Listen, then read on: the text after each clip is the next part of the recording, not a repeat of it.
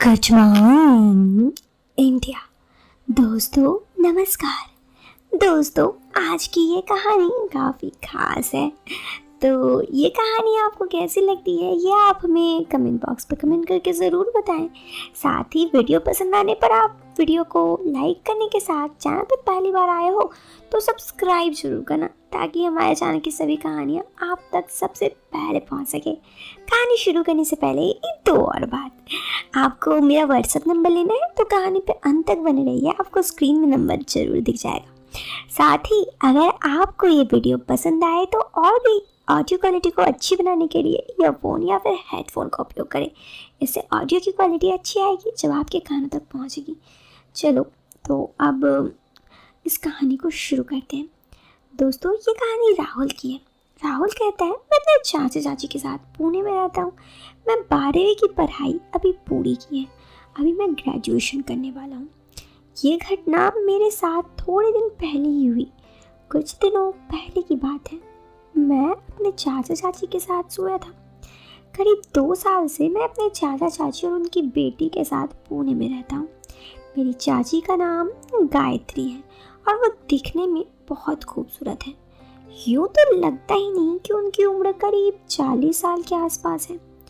चाची मुझे अपने बच्चे जैसा ही मानती है और उनके अपने बच्चे की तरह ही ख्याल रखती है। मेरा चाचा बीमा कंपनी में बीमा एजेंट है, जिसके कारण वो कई बार शहर से बाहर रहते हैं। मेरी चाची एक हाउसवाइफ है और उनकी बेटी अभी पढ़ रही है। वैसे तो वो उम्र में काफ़ी बड़ी है, 19 साल की, लेकिन कुछ साल पूर्व बीमार होने के कारण वो 10वीं कक्षा में ही है। चाचा चाची उनकी बेटी दोनों ही दिखने में बहुत खूबसूरत है। पहले तो मैं सिर्फ उसके बारे में आंख जमाया था क्योंकि वो देखने में बहुत खूबसूरत है और काफ़ी खूबसूरत दिखती थी। मैं उसे कई बार देखता था। दोस्तों मैं आपको अपनी अलग ही कहानी के बारे में बताता हूँ, जो कि मेरे साथ एक हुई सच्ची घटना है। ये घटना मेरे साथ कुछ दिन पहले हुई। दरअसल मैं अभी कुछ दिनों पहले मेरी चाची के साथ नागपुर आया था।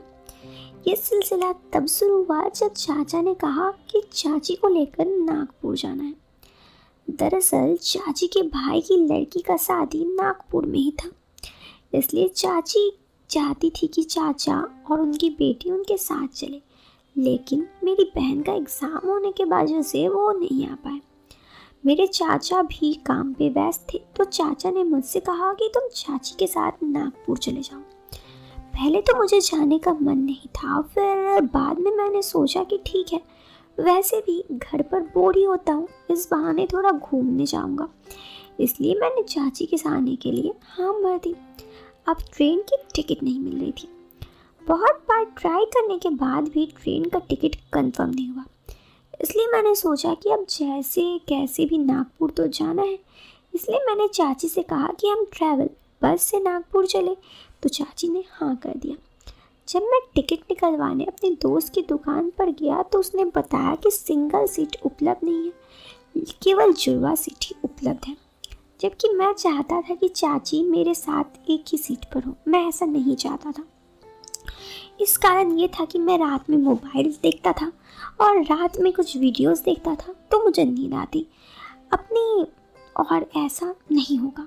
इसलिए मैंने चाह कर उसके बारे में पता चले, मैं नहीं चाहता था। और ऐसी कोई वीडियो है मैं रोज़ रात देखता हूँ। मुझे रात को इसलिए टिकट बुक करवाते हुए पता चला कि सिंगल सीट तो उपलब्ध नहीं है। दूसरी परेशानी ये थी कि जॉइंट सीट भी केवल 1 या 2 ही बची है। हमें किसी भी हाल में नागपुर पहुंचना था।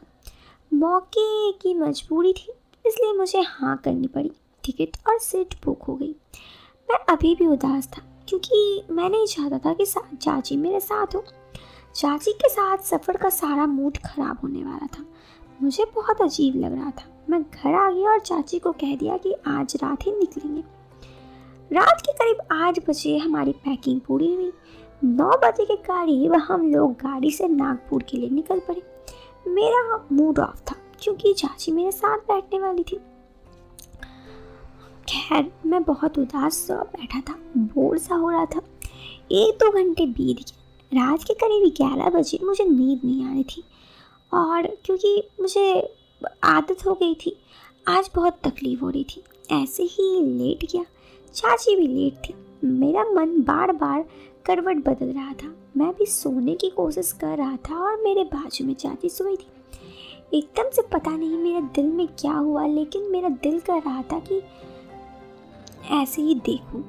और फिर मैं थोड़ा सा देख रहा था, तभी शायद चाची को ये सब की भनक लग गई, तो मैं मुड़ के सो गया। थोड़ी देर बाद जब बस रुकी बस स्टैंड पर, दूसरा बस स्टैंड अब तक नागपुर पहुंचा नहीं था, क्योंकि नागपुर पूरे रास्ते का सफ़र था।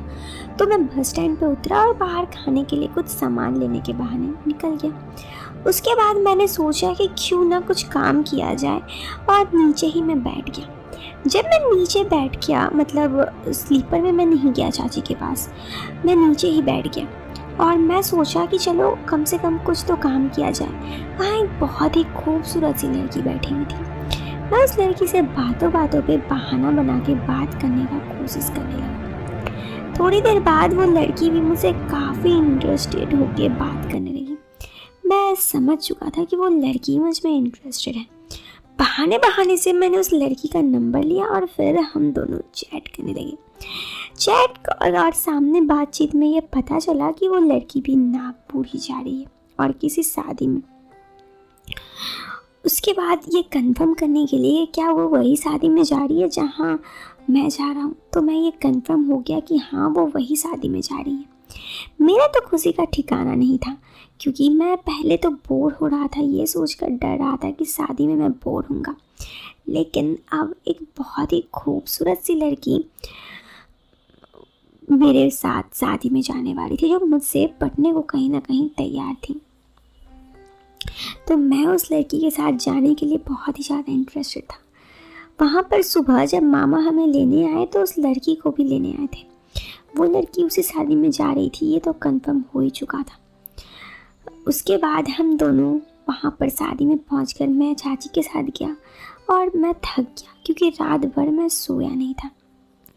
उसके बाद सुबह जब मैं उठा तो मैंने देखा कि वो लड़की उधर ही थी। बातों बातों में मैं और उस लड़की से बात करने लगा। वो मेरे तरफ काफ़ी ज़्यादा इंटरेस्टेड भी थी और मुझ में चांस भी दे रही थी। और धीरे धीरे बातचीत करने पर उसने मुझे खुद ही पूछा कि क्या तुम्हारा कोई गर्लफ्रेंड है। मैंने कहा नहीं। मैंने दोबारा पूछा कि तुम्हारा, तो उसने कहा नहीं। इस बात से ये समझ में तो आ गया था कि वो लड़की मुझे चांस दे रही है।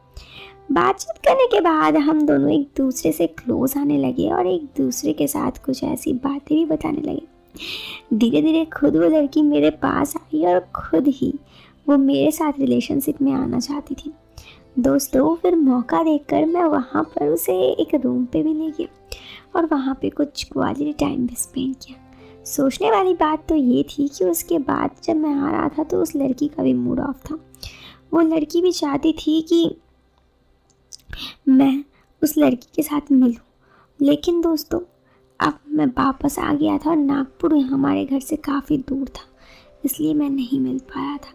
खैर, एक बात तो है कि उस लड़की से मिलना मेरी ज़िंदगी का सबसे अच्छा एहसास था, जो मैं आप लोगों से शेयर किया। वैसे ये कहानी तो यहाँ ख़त्म हो जाती है। आप बताओ कहानी कैसी लगती है। पसंद आए तो वीडियो को लाइक करने के साथ चैनल को सब्सक्राइब करना। Till then, bye bye.